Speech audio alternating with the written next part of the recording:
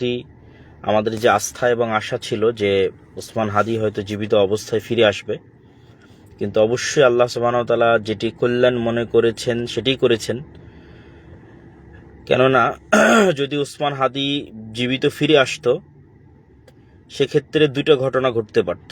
হয়তো ওসমান হাদি বাংলাদেশের জাতীয় পর্যায়ের অনেক বড় নেতা হয়ে সে যে আদর্শ প্রচার করতে চেয়েছে, সেই আদর্শকে সে হয়তো বাস্তবে রূপ দিতে পারতো, এটা একটা হতো।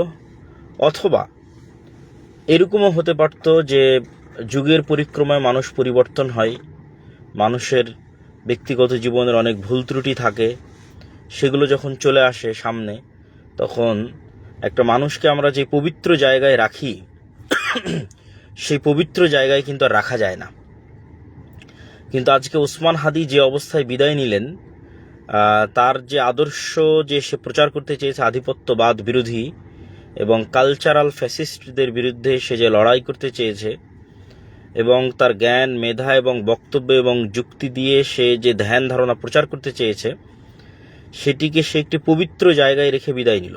তার নামে কোনো নারী কেলেঙ্কারি, কোনো অর্থ কেলেঙ্কারি, কোনো কিছু না থাকা অবস্থায় শতভাগ সততা এবং শতভাগ ন্যায়ের উপর প্রতিষ্ঠিত থাকা অবস্থায় সে বিদায় নিল। এটা একটা আইকনিক চরিত্র হওয়ার জন্য এটা খুব জরুরি। তো আমি মনে করি হয়তো আল্লাহ সুবহানাহু ওয়া তাআলা তার কাছ থেকে এটাই কবুল করেছে।